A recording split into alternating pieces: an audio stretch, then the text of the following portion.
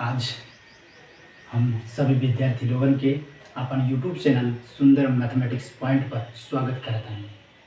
विद्यार्थी लोग, आज तुम्हारे बीच में एक बड़ा शानदार खुशखबरी लेके आए बाड़ी और ये खुशखबरी क्लास 12 के विद्यार्थी लोगन के लिए। खुशखबरी ये है कि आज क्लास 12 के लड़कों के लिए एक शानदार, जानदार और धमाकेदार टॉपिक लेकर के आ रहल बानी हम, जेकर नाम ऐसा बाड़े सन कि ना वो मोहताज बा और ना ही कोनो परिचय के मोहताज बा। दुनिया के रग रग में बसल बाड़े सन ओकर नाम और ओकर पहचान बा। तो आई हम लोग ओकर नाम और पहचान के बारे में जानने से पहले आज हम उस प्रस्तुति को प्रस्तुत कर रहल बानी जेकर नाम बाड़े सन मिस वीर बाड़े सन कि तोहनी लोग ई प्रस्तुति के आनंद बहुत ही अच्छा तरीका से ले रहल बा। विद्यार्थी लोगन तनी ध्यान से सुनी कि हमार हर एक क्लास एक नए अंदाज में शुरू हो रहा बा और एक ही मकसद बाड़ी सन कि तोहनी को ये फील ना होवे की चाहिए कि हम यूट्यूब से पढ़ते रहनी कि सर जी के सामने बैठ कर। तो चला आई हम लोग आज स्टार्ट कर रहा बानी जेकर नाम बाड़ी सन मिस वेक्टर अलजेब्रा। बहुत ही शानदार टॉपिक बाड़े सन चला जेकर पढ़ला के बाद तोहनी लोगन के बोर्ड एग्जाम में 18 नंबर का टॉपिक कंप्लीट हो जाए।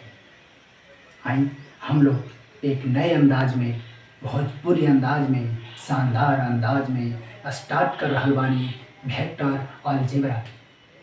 विद्यार्थी लोग, तोहनी से एक रिक्वेस्ट बाड़े सन कि आज ये जो नया अंदाज है कि तोहनी लोग हमारा उम्मीद बाड़े सन कि बहुत पसंद करबा और इस लिंक के अपन अन्य दोस्त लोगन में भी शेयर करवा। आज के इस लिंक में, आज के इस वीडियो में कम से कम चला तोहनी के प्रयास होवे के चाहिए कि 100 लाइक और 100 सब्सक्राइब हो जाए।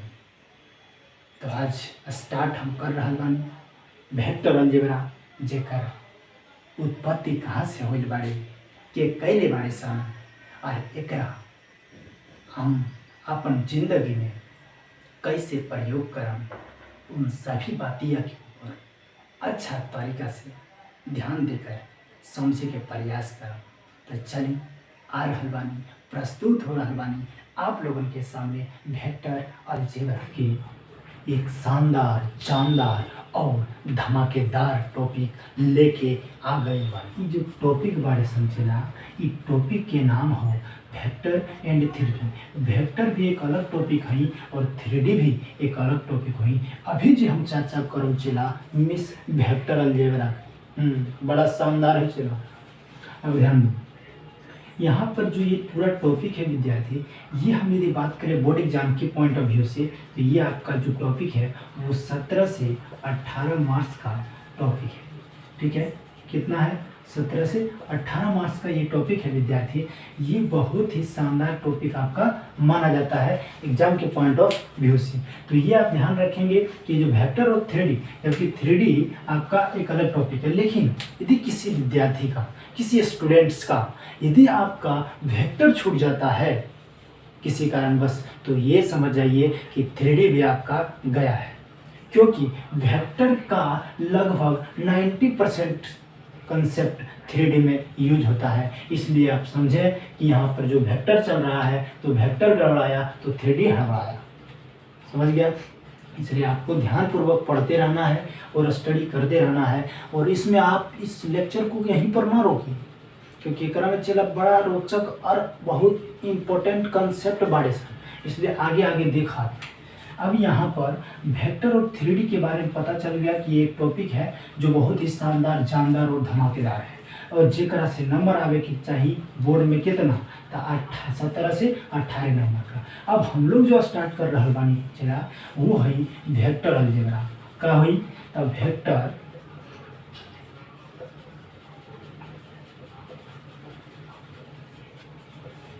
Vector algebra. अब यहाँ पर जो चला है तो ये आपके पास सदिश बीज गणित, ठीक है। अब देखो चला, यहाँ पर हम लोग सबसे पहले सदिश बीजगणित में हम एक इंट्रोडक्शन का बात कर रहे हैं, काहे कि हम तोरा के पहले ही बता देले बाड़ी सन क्या कि हम तोरा के इकरा में चला बहुत कुछ बताएं। का बताएं, वेक्टर कहाँ से आए बाड़े सन, क्या देले बाड़े सन, और एक हमार जिंदगी में का उपयोग बाड़े सन। तो इन सभी बातों पर ध्यान रखते हुए हम सबसे पहले वेक्टर की इंट्रोडक्शन का बात करते हैं। चलिए ध्यान देंगे आप लोग।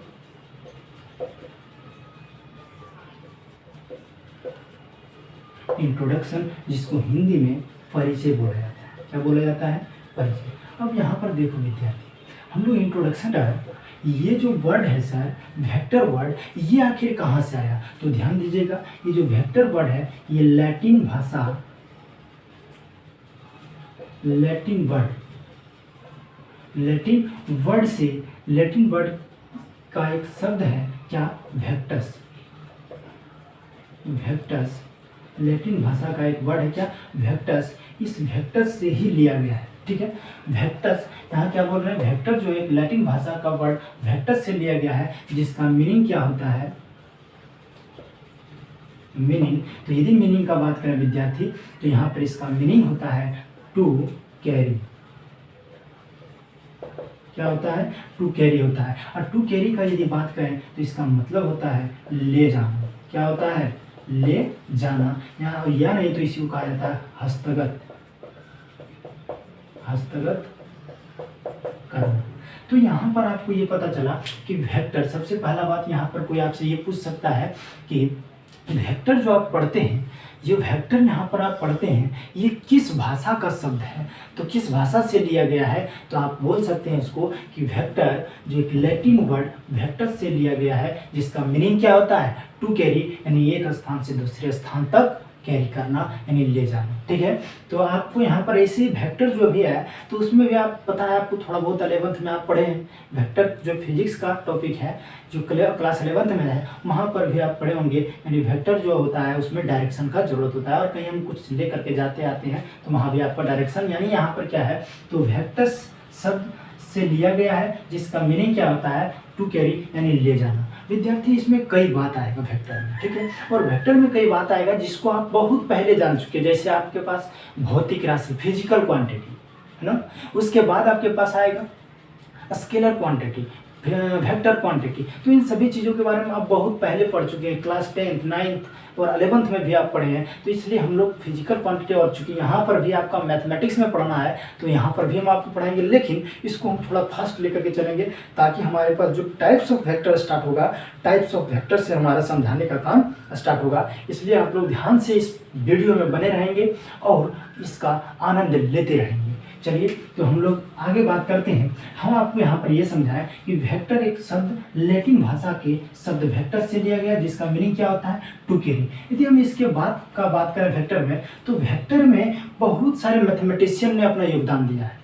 वेक्टर में बहुत सारे मैथमेटिशियन ने अपना योगदान दिया है और वेक्टर को निर्माण करने में एक अहम रोल अदा। तो उसी में हम लोग एक दो यहाँ पर अभी कुछ मैथमेटिशियन का बात करेंगे, जिसको आप लोग ध्यानपूर्वक देखेंगे। यहाँ पर सबसे पहला हम दो मैथमेटिशियन का बात कर रहे हैं, जिसमें पहला मैथमेटिशियन है कैस्पर वेसल। पहला जो मैथमेटिशियन है कैस्पर वेसल, एंड दूसरा जो आपके पास है वो है जीन रॉबर्ट आर्गन, ठीक है। जीन रॉबर्ट आर्गन, इन दोनों मैथमेटिशियन की यदि बात करें तो इन दोनों मैथमेटिशियन ने भी यहाँ पर मॉडर्न वेक्टर में, किस वेक्टर में बात कर रहे हैं विद्यार्थी? तो मॉडर्न वेक्टर में बहुत बड़ा योगदान दिया था, बहुत ही शानदार प्रदर्शन इसने किया था और वेक्टर को आगे ले जाने में बहुत काम किया था। इन्होंने क्या किया था विद्यार्थी? इन दोनों मैथमेटिशियन ने जो वेक्टर को बनाया था, ये किस थ्योरी पर दिया था? तो इन्होंने ये जो दिया था, ये कॉम्प्लेक्स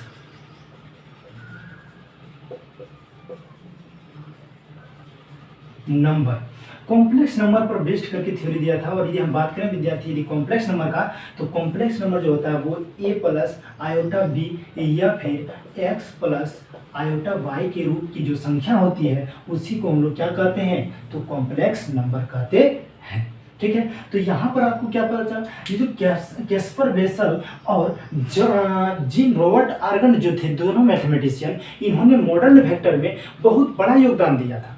और इन्होंने जो वेक्टर को बनाया था साथियों, ये वेक्टर इन्होंने कॉम्प्लेक्स नंबर पर आधारित करके थ्योरी को निर्माण किया था, कॉम्प्लेक्स नंबर पर आधारित करके बताया था।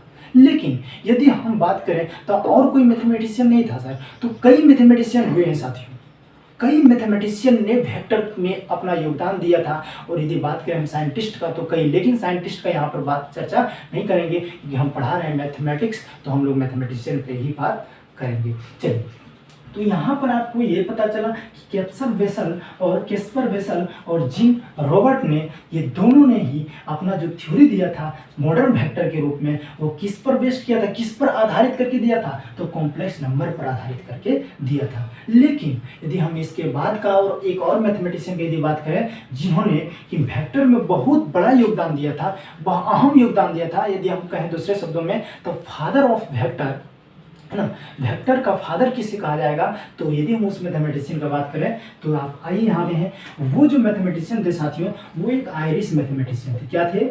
आयरिश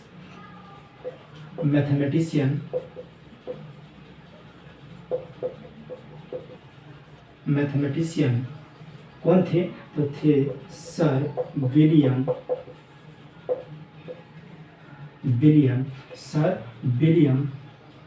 रोवेन।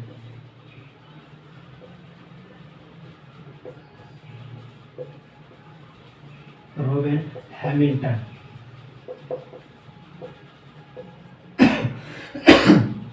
कौन थे? तो sir William Rowan Hamilton. Sir William Hamilton जो थे साथियों, ये एक आयरिश मैथमेटिशियन से, ध्यान सुनिएगा, समझते चलिएगा ताकि आपको थोड़ा सा हिस्ट्री भी इसका पता चल सके, है ना। तो यहाँ पर आपके पास क्या था, आयरिश मैथमेटिशियन थे। कौन? तो सर विलियम रोवेन हैमिल्टन, जिन्होंने वेक्टर के क्षेत्र में बहुत बड़ा योगदान दिया था। हम लोग कहें तो मैथमेटिक्स में वेक्टर का जो उजागर करने वाला था, यदि हम बोले तो यही सर विलियम हैमिल्टन थे। कौन थे? सर विलियम हैमिल्टन थे। इन्होंने ही सबसे पहले एक पुस्तक का विमोचन किया था। इनका जो जन्म हुआ था, कब हुआ था, तो बहुत अच्छा होगा साथियों। यहाँ पर जो सर विलियम रोवेन हैमिल्टन थे, इनका जो जन्म हुआ था 1805 ईस्वी में, और इनका जो मृत्यु हो गया था साथियों 1865 ईस्वी में। इनका कार्यकाल समाप्त हो गया। यानी इन्होंने जो दुनिया को योगदान दिया था, दुनिया को जो अपना अहम योगदान दिया था साथियों, ये लगभग 50 वर्ष तक दुनिया को अपना सेवा देते रहा। साथियों यदि इसके आगे का बात करें तो सर विलियम रोवेन हैमिल्टन को ही सर, यानी हमको इसके पहले भी 2 मैथमेटिशियन के बारे में पढ़ चुके हैं, तो फिर इसी को ही, है ना, फादर ऑफ वेक्टर अलजेब्रा क्यों कहा जाएगा। तो साथियों मैंने 1853 ईस्वी में एक बुक का विमोचन किया था। किसका विमोचन किया था? एक बुक का विमोचन किया था जिस बुक का नाम था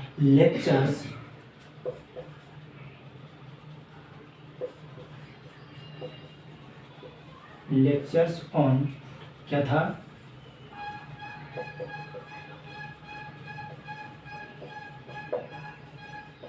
क्वार्टियंस। क्या था? तो लेक्चर्स ऑन क्वार्टियंस नामक एक बुक का विमोचन किया था। किसने? William Rowan Hamilton. इन्होंने, इनका जो कार्यकाल था साथियों, तो हम क्या बोले कि मैथमेटिक्स में वेक्टर अलजेब्रा का जो अहम योगदान दिया था, वो एक आयरिश मैथमेटिशियन थे। उनका नाम क्या था? सर विलियम रोवेन हैमिल्टन थे। इनका जन्म 1805 में और मृत्यु 1865 में। इन्होंने 1853 ईस्वी में एक बुक का विमोचन किया था। 1853 ईस्वी में एक बुक को प्रकाशित किया था जिसका नाम क्या था? लेक्चर्स ऑन क्वार्टर्स नामक एक बुक था। इन्होंने इस बुक में एक थ्योरी के बारे में चर्चा किया था, एक कंसेप्ट के बारे में चर्चा किया था। वो कंसेप्ट क्या था साथियों? तथा वो लाइन, यानी हम यहाँ पर बात करें तो इसमें जो आपके पास इन्होंने जो थ्योरी के बारे में चर्चा किया था, इसको हो सकता है कि आप लोगों को दिख नहीं रहा होगा, इसलिए हम थोड़ा सा ऊपर लिखते हैं। इतना आप लोग समझ जाइए कि ये जो आपके पास दिया गया था, इन्होंने 1853 ईस्वी में एक बुक का विमोचन किया था जिसका नाम क्या था, lectures on quadrants.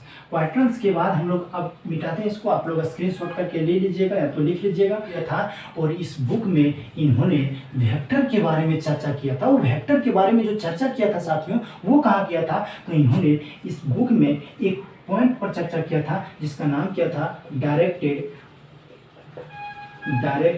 Line segment. Directed line segment जिसका हिंदी होता है साथियों दिष्ट रेखा खंड।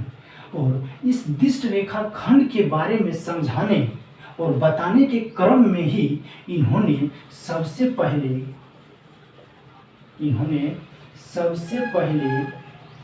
इस बुक में सबसे पहले लेक्चर ऑन क्वाड्रेंट्स में सबसे पहले वेक्टर यानी सदिश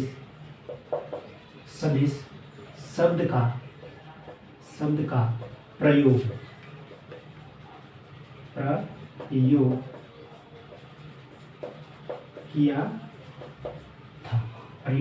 किया था।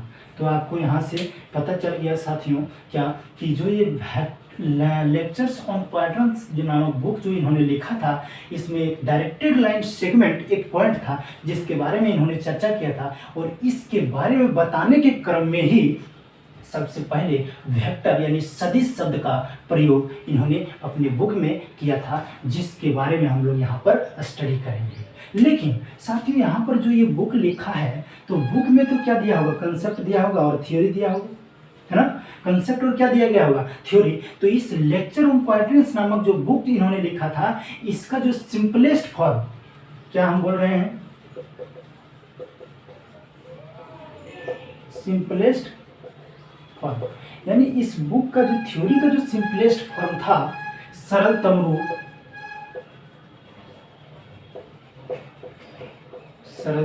रूप, इस सरलतम रूप का ही नाम, इस बुक के थ्योरी के जो सरलतम रूप यानी संक्षेप में जो लिखा गया था, इस थ्योरी का ही नाम दिया गया क्या, वेक्टर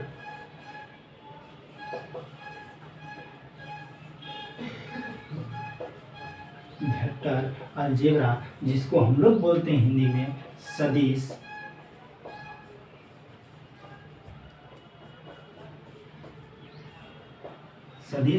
बीजगणित, ठीक है, जिसको क्या बोलते हैं साथियों, तो हम लोग सदिश बीजगणित कहते हैं। यानी आपको हम यहाँ पर क्या समझाएं, तो इंट्रोडक्शन में आपको इतना समझाएं साथियों कि यहाँ पर सर विलियम रोबन हैमिल्टन जो थे, वो एक आयरिश मैथमेटिशियन थे, जिनका जन्म जो है 1805 ईस्वी में हुआ था, और जिनका मृत्यु जो है 1865 में हो गया था। इन्होंने अपने कार्यकाल के दौरान में एक पुस्तक का विमोचन किया था 1853 ईस्वी में, और जिस पुस्तक का नाम इन्होंने क्या दिया था, लेक्चर्स ऑन क्वाड्रेंट्स। और इस पुस्तक में इन्होंने एक लाइन के बारे में चर्चा किया था, जिस लाइन का नाम क्या था, डायरेक्टेड लाइन सेगमेंट, यानी दिष्ट रेखा खंड। सबसे पहले इस दिष्ट रेखा खंड के बारे में समझाने के क्रम में ही इन्होंने सबसे पहले वेक्टर यानी सदिश शब्द का प्रयोग किया था, जिसको हम लोग आज वेक्टर अलजेब्रा के रूप में पढ़ते हैं। और यहाँ पर इस बुक में जो थ्योरी उन्होंने लिखा था, इस थ्योरी का ही सिंपलेस्ट फॉर्म जो होता है, सिंपलेस्ट फॉर्म में जो आकर के यहाँ पर आया है, उसी सिंपलेस्ट फॉर्म को वेक्टर अलजेब्रा के रूप में आज हम लोग जानते हैं। इसीलिए यहाँ पर सर विलियम रोबन हैमिल्टन को ही यहाँ पर वेक्टर अलजेब्रा का फादर कहा जाता है, ठीक है। तो हम लोग यहाँ पर अभी जो समझें वो वेक्टर अलजेब्रा का एक छोटा सा और संक्षिप्त में इंट्रोडक्शन हो गया है। आई होप कि आपको ये इंट्रोडक्शन अच्छा लगा होगा। साथियों, इसके बाद वाला पॉइंट जो होगा वो आप कई बार पढ़ चुके हैं, जैसे फिजिकल क्वांटिटी क्या होता है सर, स्केलर क्वांटिटी क्या होता है सर, वेक्टर क्वांटिटी क्या होता है सर, वेक्टर, स्केलर, इन सभी तथ्यों पर आप लोग बारीकी से 9th क्लास से ही पढ़ करके आ रहे हैं। फिजिकल क्वांटिटी का यदि बात करें तो आप जानते हैं सीधा कि वैसी राशियाँ जिसे मापा या तोला जा सके उसे हम लोग फिजिकल क्वांटिटी कहते हैं। क्या आप 9th में याद नहीं किए थे? ये सारा चीज़ आप 9th में याद कर लिए हैं। तो साथियों उन सभी पॉइंट पर, उन सभी बिंदुओं पर हम फटाफट लिख करके चलते हैं, आगे बढ़ते हैं, क्योंकि वो सब आप पहले से ही जानते हैं। क्योंकि हमारे पास जो यहाँ पर सिलेबस के तौर पर जो स्टार्ट होने वाला है, समझाने वाला पोर्शन जो होगा वो होगा टाइप्स ऑफ वेक्टर से। इसलिए हम लोग इसको आगे बढ़ाते हैं और आगे का पॉइंट पे चर्चा करते हैं, जिसमें आपके पास सबसे पहला आएगा क्या? फिजिकल क्वांटिटी, है ना। सबसे पहला चला, तुम लोग देख रहे हैं गड़बड़ा रहा, इसलिए इधर ध्यान देखो। अब एक में एक दो और मिलेगा बीच में, इसलिए ध्यान से देखते रहो। यहाँ पर सबसे पहले फिजिकल क्वांटिटी, फिजिकल क्वांटिटी जिसको क्या बोला जाता है?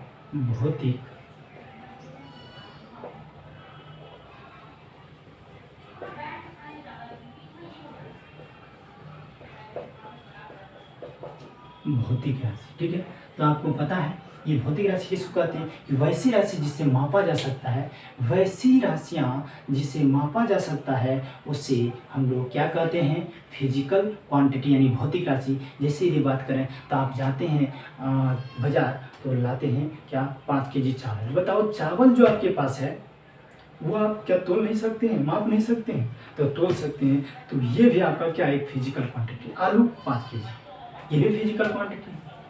आप जाते हैं साथियों तो चलने के लिए हम लोग क्या करते हैं? कुछ ना कुछ दूरी तय करते हैं, और दूरी भी आपका क्या है? तो दूरी भी आप तय करते हैं, तब बोलते हैं नहीं हम 5 किलोमीटर पैदल चला लियो, 2 किलोमीटर बुल के चला लियो।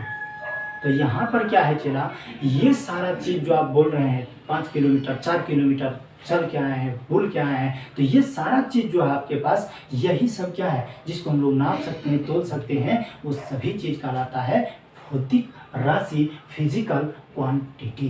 तो यहाँ पर हम लोग इसका डेफिनेशन यदि लिखें तो लिख सकते हैं कि वे राशियाँ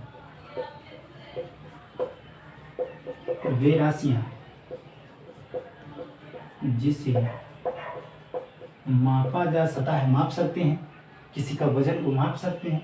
फिर यहाँ पर यदि बात करें हम लोग साथियों तो आप लोग बता सकते हैं कि कोई भी व्यक्ति कितना कार्य किया। ये सारा चीज़ जो है साथियों यहाँ पर विस्थापन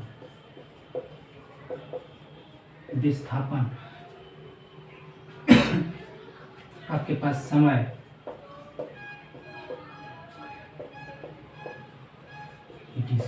यहाँ पर आपके पास क्या हो गया साथियों कि द्रव्यमान, तापमान, बल, कार्य, विस्थापन, समय, ये सारा चीज़ जो है वो क्या है? तो ये सभी चीज़ जो है वो एक फिजिकल क्वांटिटी है, यानी भौतिक राशि है। क्यों? क्योंकि विस्थापन को भी आप क्या कर सकते हैं? दो बिंदुओं के बीच का जो शॉर्टेस्ट डिस्टेंस होता है उसी को हम लोग क्या बोलते हैं? विस्थापन बोलते हैं। तो इसको भी हम लोग माप सकते हैं। समय को भी हम लोग बोलते हैं 4 बजा है, 5 बजा है, यानी यहाँ पर समय को भी हम लोग माप सकते हैं, बता सकते हैं कि कितना बजा है, यानी समय के बारे में भी हम लोग चर्चा कर सकते थे। ये सारा चीज़ क्या है? एक फिजिकल क्वांटिटी। क्या है? फिजिकल क्वांटिटी है। तो आप लोग यहाँ पर ध्यान रखेंगे फिजिकल क्वांटिटी। और फिजिकल क्वांटिटी के बाद हम लोग आते हैं साथियों कि फिजिकल क्वांटिटी कितने प्रकार के होते हैं। ठीक है, फिजिकल क्वांटिटी जो है वो कितने प्रकार के होते हैं, तो यहाँ पर आपको ध्यान रखना है साथियों। जो फिजिकल क्वांटिटी होता है इसमें पहला होता है साथियों वो है क्या? स्केलर। भौतिक राशियाँ होती है, कौन कौन होता है? स्केलर, वेक्टर और टेंसर। लेकिन आपको जो आपके सिलेबस के अनुसार पढ़ना है विद्यार्थी, वो ये मात्र 2 भौतिक राशियों के बारे में पढ़ना है, एक वेक्टर क्वांटिटी और एक होता है स्केलर क्वांटिटी। लेकिन टेंसर जो है विद्यार्थी ये आपको हायर क्लास में मिलेगा, यानी बीएससी के जब कीजिएगा तो वहाँ पर आपको टेंसर के बारे में पढ़ाया जाएगा। लेकिन यहाँ पर आपको क्या समझना है? स्केलर और वेक्टर क्वांटिटी। तो हम लोग समझते हैं पहले कि स्केलर सर क्या होता है। तो यहाँ पर आपके पास स्केलर के बारे में भी देखो पढ़े होंगे आप लोग, कहाँ पे? 11th में फिजिक्स में, 9th में भी पढ़े होंगे और 10th में भी हो सकता है कि पढ़े होंगे, लेकिन 9th में है और फिर 11th के फिजिक्स में है। तो उसमें क्या बताया गया होगा कि वैसी राशियाँ, वैसी भौतिक राशियाँ जिसको व्यक्त करने के लिए केवल परिमाण की आवश्यकता होती है, दिशा की आवश्यकता नहीं होती है, उसी हम लोग क्या कहते हैं? उसी को हम लोग कहते हैं भौतिक, यहाँ पर अदिश राशि। जैसे यदि हम बात करें तो जैसे क्या, तो यहाँ पर आपको, आप यहाँ पर जाते हैं तो क्या कहते हैं कितना बजा है, किसी से पूछते हैं कहते कितना बजा है, तो यहाँ पर आपको आपके पास जब बताता है साथियों तो क्या कहता है 3 बजा, 4 बजा, 5 बजा, है ना। तो यहाँ पर ये जो बोल रहा है क्या आपको 4 बजा है, और कभी ऐसा बोलता है 4 बजा उत्तर की ओर, 5 बजा दक्षिण दिया, 6 बजा है पश्चिम दिया, कभी ऐसा बताया जाता है नहीं। यानी आपको क्या है, सिर्फ उसमें आपको मैग्नीट्यूड बताया जाता है, यानी परिमाण के बारे में बताया जाता है कि 3 बजा, 4 बजा, 5 बजा। तो यानी आपको समय जो है, समय को व्यक्त करने के लिए दिशा की आवश्यकता नहीं है, तो समय जो आपके पास आ जाएगा वो एक अदिश राशि में आ जाएगा। ठीक उसी तरह से आपके पास यहाँ पर बोल देंगे कि द्रव्यमान, तो बताओ द्रव्यमान किसी भी वस्तु का क्या आप ऐसा बोलते हैं 5 केजी इसका द्रव्यमान है, तब 5 केजी उत्तर दिया है, 10 केजी दक्षिण की ओर है,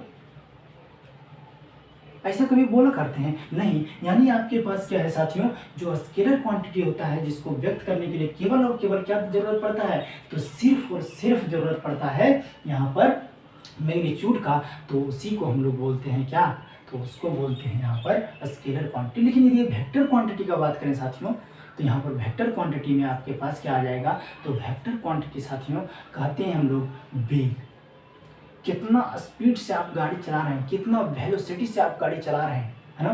तो वेलोसिटी जो होता है साथियों, वेग जो होता है वो एक निश्चित डायरेक्शन में जाता है। यानी यहाँ पर आपको कहते हैं 5 किलोमीटर प्रति घंटा की रफ्तार से चल रहे हैं, 5 किलोमीटर प्रति घंटा की रफ्तार से चल रहे हैं और पूर्व दिशा की ओर जा रहा है, समझ गए। यानी वेग जो होता है वो कुछ नहीं, चाल क्या होता है, तो चाल होता है दूरी अब बटा समय को ही क्या कहते हैं, चाल कह देते हैं। लेकिन इसमें क्या कहता है इसका डेफिनेशन कि वेग में किसी निश्चित दिशा में तय की गई दूरी को क्या कहते हैं, वेग कहते हैं। यानी आपके पास इसमें निश्चित दिशा का जरूरत होता है साथियों, वेग को प्रदर्शित करने के लिए निश्चित दिशा का जरूरत होता है, इसलिए यहाँ पर वेग जो है वो एक वेक्टर क्वांटिटी होगा। लेकिन यदि हम और आपके बात करें इसमें और कुछ चीज़ का क्या, बल, तो बल देखो आप कहीं पर भी कुछ बल लगाते हो तो इसमें कहते हो यहाँ पर हम बल लगाएंगे, यहाँ पर बल लगाएंगे तो क्या यहाँ पर इस तरीके से धक्का मारेंगे,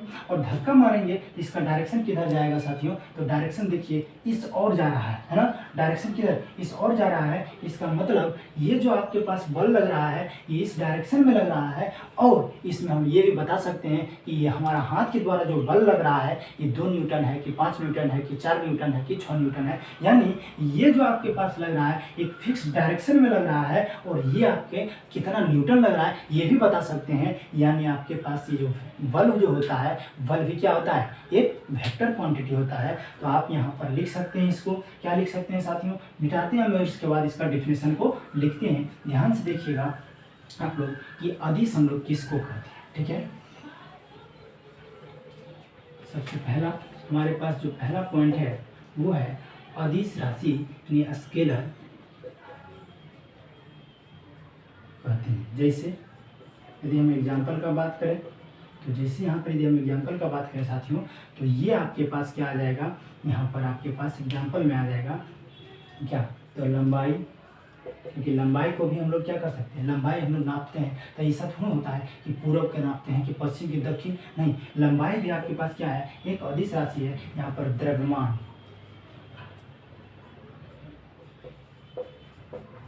द्रव्यमान, फिर यहाँ पर चाल, ठीक है, फिर यहाँ पर आपके पास वेग, वेग नहीं, यहाँ पर क्या आ जाएगा, समय, समय ETC। ये सारा जो है आपके पास ये सारा कब आएगा, यहाँ पर स्केलर क्वांटिटी या नहीं तो फिर स्केलर, यानी जिसको प्रदर्शित करने के लिए केवल किसका पहले जरूरत होता है, केवल परिमाण का आवश्यकता होती है, दिशा की आवश्यकता नहीं होती है, उसी को हम लोग कहते हैं अदिश राशि या फिर स्केलर क्वांटिटी। चलिए इसके बाद हम लोग बात करते हैं, दूसरा नंबर पॉइंट है आपके पास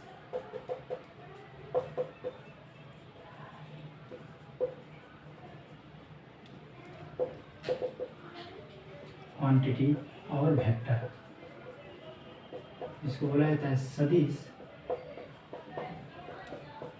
राशि या सदिश। ठीक है, सदिश राशि या फिर क्या बोला जाता है, सदिश। तो आप देखिए कहता है वे राशि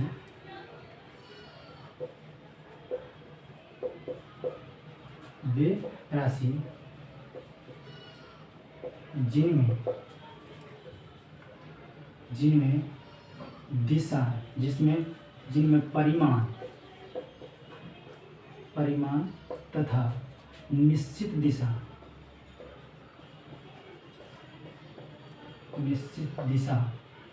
दोनों, और देखिए लिखा गया वेक्टर क्वांटिटी क्या है, वे राशि जिनमें परिमाण तथा निश्चित दिशा दोनों हो उसे सदिश राशि कहते हैं। जैसे यहाँ पर क्या है, वेग में आपके पास क्या है, आपके पास परिमाण और निश्चित डायरेक्शन होता है। त्वरण भी आपके पास क्या है, निश्चित डायरेक्शन और इसमें भी परिमाण होता है, यानी मैग्नीट्यूड होता है। बल भी आपके पास क्या है, एक निश्चित डायरेक्शन में लगता है और हम लगाते हैं, कहते हैं इस पर जो लगा रहे हैं बल वो 10 न्यूटन है, 12 न्यूटन है, पश्चिम की ओर लग रहा है, पूर्व की ओर लग रहा है, यानी हमारे पास जो बल जो होता है वो किसी फिक्स डायरेक्शन में लगता है और इसमें मैग्नीट्यूड भी होता है। तो यहाँ पर बल जो है आपके पास क्या है, एक वेक्टर क्वांटिटी है। विस्थापन भी आपके पास क्या है, वेक्टर क्वांटिटी। और यहाँ पर देखिए एक और एग्जाम्पल है, कहता है कोई व्यक्ति जा रहा है, तो आपको यहाँ से पता है कोई व्यक्ति जा रहा है तो वो निश्चित तौर पर कहीं ना कहीं जा रहा होगा और वो किसी न किसी दिशा में जा रहा होगा, डायरेक्शन है। लेकिन यदि यहाँ इस स्टेटमेंट का बात करें, कहते हैं कोई व्यक्ति उत्तर दिशा की ओर जा रहा है, क्या कर रहा है, उत्तर दिशा की ओर जा रहा है, यानी यहाँ पर क्या है, फिक्स डायरेक्शन है, फिक्स डायरेक्शन है। तो यहाँ पर फिक्स डायरेक्शन है, लेकिन यहाँ पर सिर्फ क्या है, डायरेक्शन। तो डायरेक्शन और फिक्स डायरेक्शन, यदि यहाँ पर डायरेक्शन दिया गया है तो ये आपके पास वेक्टर क्वांटिटी नहीं होगा, क्योंकि वेक्टर को यहाँ पर प्रदर्शित करने के लिए एक फिक्स डायरेक्शन होना चाहिए, सिर्फ डायरेक्शन नहीं, फिक्स डायरेक्शन किस दिशा में जा रहा है स्पष्ट पता चलना चाहिए। और डायरेक्शन में तो कोई भी डायरेक्शन हो सकता है, उत्तर दक्षिण पूर्व पश्चिम, मतलब कहीं भी कुछ हो सकता है। तो इसमें तो कोई पता नहीं चल रहा है, जा तो रहा है व्यक्ति, कोई निश्चित डायरेक्शन में ही जा रहा, कोई ना कोई डायरेक्शन में जा रहा होगा, लेकिन यहाँ पर जो है इसमें सिर्फ दिशा है, जबकि इसमें क्या है, निश्चित दिशा है, उत्तर दिशा की ओर कर रहा है। तो ये नहीं है कि ये व्यक्ति पूर्व की ओर जाएगा, कभी नहीं। ये जब भी जाएगा किस दिशा में जा रहा है, उत्तर दिशा में जा रहा है, यानी यहाँ पर डायरेक्शन क्या है, फिक्स्ड है। इसलिए ये जो स्टेटमेंट है ये वेक्टर है, जबकि ये वेक्टर नहीं है। ठीक है, तो ये आपके पास वेक्टर क्वांटिटी हो गया है। इसके बाद जो आपके पास टॉपिक आने वाला है साथियों, वो है डायरेक्टेड लाइन सेगमेंट दिष्ट रेखाखंड, जिस पर हम लोग जब नेक्स्ट लेक्चर में मिलेंगे तो चर्चा करेंगे। लेकिन जो आज इस लेक्चर को देखें हैं या नोट कर लेंगे, और आज का लेक्चर और आज का अंदाज आपको वास्तव में बहुत ही यूनिक और शानदार लगा होगा। इसलिए साथियों, हमारा आपसे एक रिक्वेस्ट है कि इस लेक्चर को अधिक से अधिक दोस्तों में शेयर करें, और यदि आप हमारे चैनल पर नए हैं तो चैनल को सब्सक्राइब करें, कमेंट करें कि ये वीडियो आपको कैसा लगा। यदि आप कमेंट करते हैं तो हमें ये स्पष्ट पता चलता है कि आप पढ़ाई कर रहे हैं, है ना, और आप अच्छा तरीका से वीडियो को देख करके सिस्टमेटिक वे से अपने नोट्स को तैयार कर रहे हैं। इसलिए आप जरूर कमेंट करें और वीडियो को लाइक करें, शेयर करें, और नए हैं तो सब्सक्राइब करें। और यहाँ तक जो भी विद्यार्थी इस सेशन से जुड़े रहे हैं उन सभी विद्यार्थियों को बहुत बहुत धन्यवाद।